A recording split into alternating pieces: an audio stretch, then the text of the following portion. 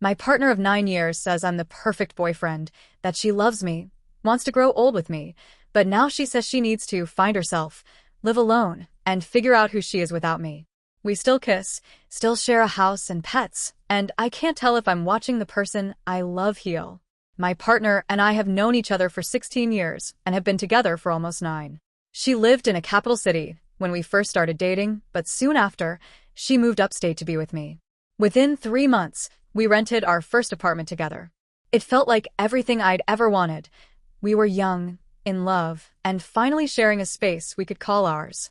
Over the years, we've had our fair share of ups and downs. I'll be brutally honest, I wasn't a great partner in the beginning. I was lazy about household chores, the kind of person who'd step over a pile of laundry and pretend it didn't exist. I thought "I'll do it later" was a valid plan. It wasn't.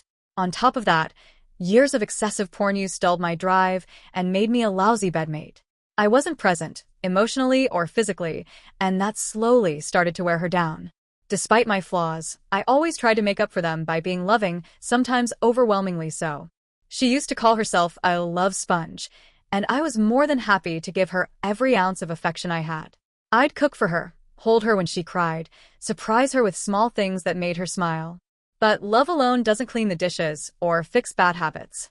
She almost broke up with me twice, both times because she was exhausted from carrying more than her share of the household responsibilities. The second time she almost left, it finally clicked. The fear of losing her shocked me into actually changing, not just promising to. I built a habit of checking for things that needed to be done before I sat down to watch TV or play games. I started helping without being asked, doing what needed doing, and actually pulling my weight. I had tried before, sure, but my improvements were always temporary. This time, though, I didn't want to risk losing her again. But even after things improved, there was still one issue neither of us could ignore: our sex life. It wasn't bad, just stagnant. And I knew it was mostly my fault. I didn't initiate as much.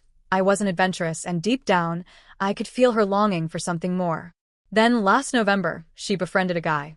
When she first told me about him, I could see a little spark in her eyes, the kind of excitement people get when they meet someone intriguing. It wasn't overtly romantic, but it hit a nerve. A quiet, sharp pang of insecurity crept in.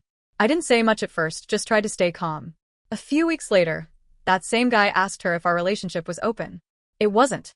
But we did have an agreement that if someone ever piqued our interest, we'd talk about it openly before anything happened.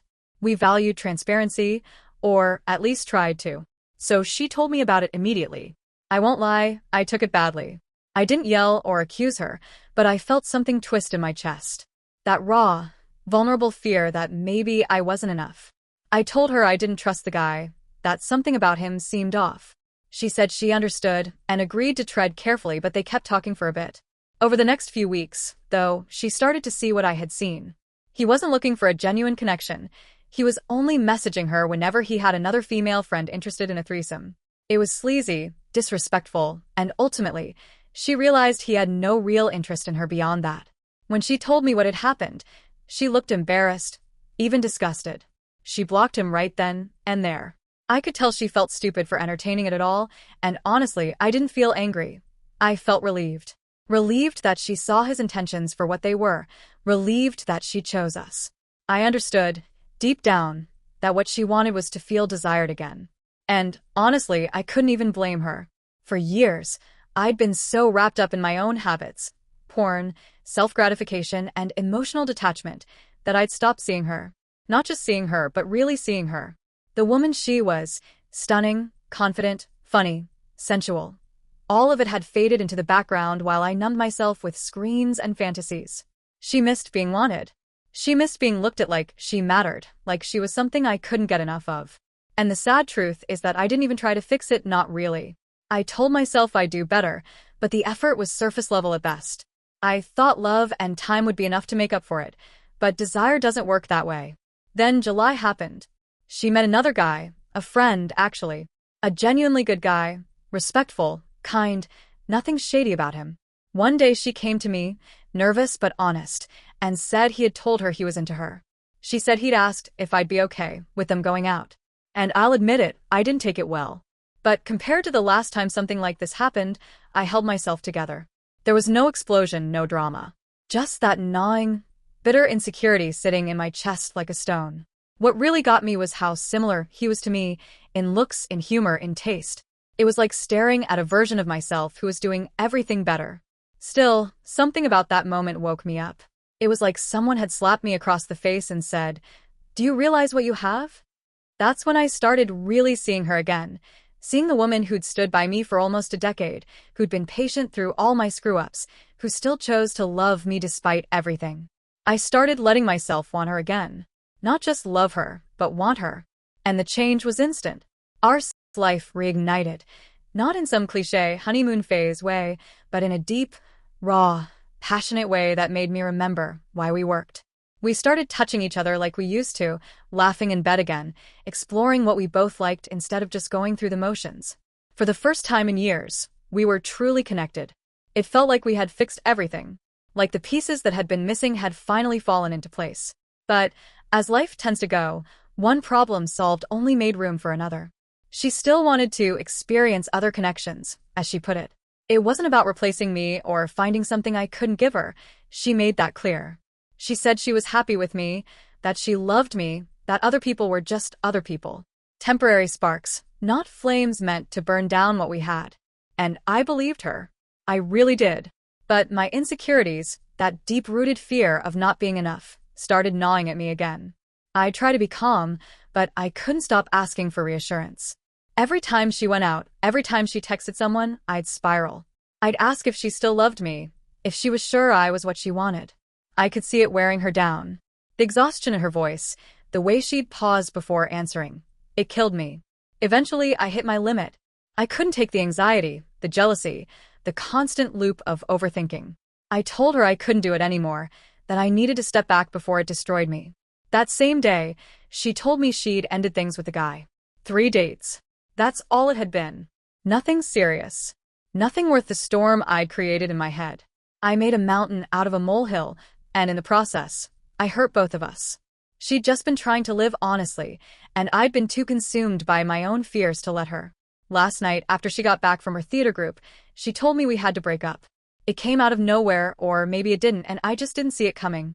At first, her reasons didn't make sense. She stumbled over her words, hesitated, tried to explain, but it all came out tangled.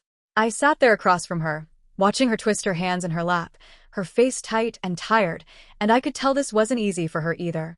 We talked for hours. Eventually, the truth began to unravel. She told me she's never really been alone, not since she was a teenager. That she's always gone from one relationship straight into another, never giving herself a chance to breathe, to figure out who she is outside of someone else. And now, here she is, almost a decade into our life together, realizing that she doesn't know where I end and she begins. She said she's been thinking a lot lately about what it means to live by herself, to wake up in a quiet apartment, to decide how she wants to spend her day without checking in with anyone, to just exist without the weight of us. And the thing that pushed her over the edge wasn't something dramatic. It wasn't another person or a fight. It was seeing a friend from her theater group, a guy who lives alone, genuinely happy in his own company, figuring life out on his own terms. She said watching him made her realize how much she wants that too. It broke something inside me when she said that. Not because she doesn't love me, she said she does many times, but because she looked at someone else's independence and saw everything she's been missing. She told me she loves our home, our pets, the little life we've built together, the routines, the laughter, the shared quiet moments. But at the same time, she feels trapped by it. She said she feels like she's been living someone else's version of adulthood. That she's been going through the motions, buying the house, adopting the dogs, making plans, without ever asking herself why she wanted those things. And now she doesn't know what's truly hers anymore. Her dreams, her goals, even her sense of self, all of it's blurred around me. I'll admit, I've noticed her drifting these past few months. The distant stares, the quiet sighs, the way she'd sometimes sit in silence, lost in thought. But I never realized just how lost she felt inside. We talked again today, for almost the entire day, actually. She kept saying that she doesn't want to lose me, that she still wants me in her life. She wants to go to concerts with me, watch movies together, take care of the house and the animals like we always do. But she also said she needs to figure out how to exist outside of us. It's the strangest kind of heartbreak. One where no one's really at fault. There's no villain, no betrayal, just two people who love each other deeply, but somehow got tangled up too tightly. So we made a plan. This weekend, we're going to rearrange some furniture and start sleeping in separate bedrooms. It sounds small, but it feels like the start of something monumental. It's actually an idea we got from a couple we're friends with. They've lived like that for years, each having their own space, while still sharing a life together. We're also going to try spending more time apart. If she goes out with her friends, I'll stay home or make plans of my own, and vice versa. We'll both learn how to be by ourselves again, how to miss each other, how to exist independently. She also brought up money. She wants to slowly disentangle our finances over the next few months, so she can eventually rent a small place of her own. Not because she's running away, she said that again and again, but because she needs to learn what it means to be alone, truly alone, and figure out who she is without me as her anchor. It hurts like hell, but the strange part is, I understand. Maybe even agree. We've been us for so long that I think we both forgot how to be individuals. I don't want to lose her, but I also don't want to hold her back from finding herself. And maybe this is what we both need. Time to grow separately, to breathe again, to rediscover what makes us who we are. She says I'm the perfect partner, that she loves me, that she wants to grow old with me, that there's no one else she wants to be with. She says I can hope for the best. And I do. God, I do. But it's hard to hold on to hope when the ground beneath you keeps shifting. When she says we need space, and yet we still hug, kiss, and grab each other like we always have. When she still calls me her love, her darling, her everything, and I find myself wondering if we're really breaking up at all, or if we're just changing shape into something I don't yet understand. It's confusing. Painfully so. Every time she looks at me with those soft eyes, every time she leans in to kiss my cheek or calls me by some pet name, it feels like we're still us. But underneath it, there's this quiet, gnawing fear that maybe when she finally figures out who she is, I won't be part of that picture. That the version of herself she finds won't have space for me in it. She's been struggling for a long time with depression and anxiety since she was 14. I've watched her fight those battles, seen her fall into the deep, dark valleys where she can't get out of bed, where all she can do is cry or stare at the wall and say she feels empty. I hold her. I do everything I can. But lately, those valleys have gotten darker. A few weeks ago, she started a new medication. The kind that takes time to settle in. The doctor said the first few weeks could be rough, emotional instability, confusion, even clouded judgment. It's been 3 weeks now, and I can't help but wonder if that's part of why this all feels so sudden. If maybe this need to find herself is partly the fog talking. But even if it's not, even if it's real, and deep down she truly needs this, I can't bring myself to resent her for it. I get it. We've both been clinging to each other so tightly that we stopped breathing. This past year has been like walking on glass. Every sigh, every moment of silence, every flicker of sadness, we both jumped to apologize, to fix it, to make sure the other wasn't upset. We became each other's emotional barometers, constantly scanning for signs of trouble. It's exhausting. Loving someone shouldn't feel like holding your breath. And yet, despite all of that, I still look at her and feel nothing but love. I want us to find peace again, even if that means finding it separately for a while. I want her to wake up one day and feel light again, to feel like herself. I want to be part of that, but if I'm not, I just want her to be okay. It's such a strange, tender kind of heartbreak. One where love isn't gone, but everything else feels uncertain. I keep catching myself wondering what the right thing to do is. Should I fight for her? Should I give her all the space she's asking for? Should I wait quietly on the sidelines until she figures herself out, hoping she'll come back? I don't know. I really don't. Right now, we're still here, sharing the same space, making coffee together in the morning, exchanging soft smiles over the dogs snoring on the couch. But every moment feels fragile, like it could crumble at any second.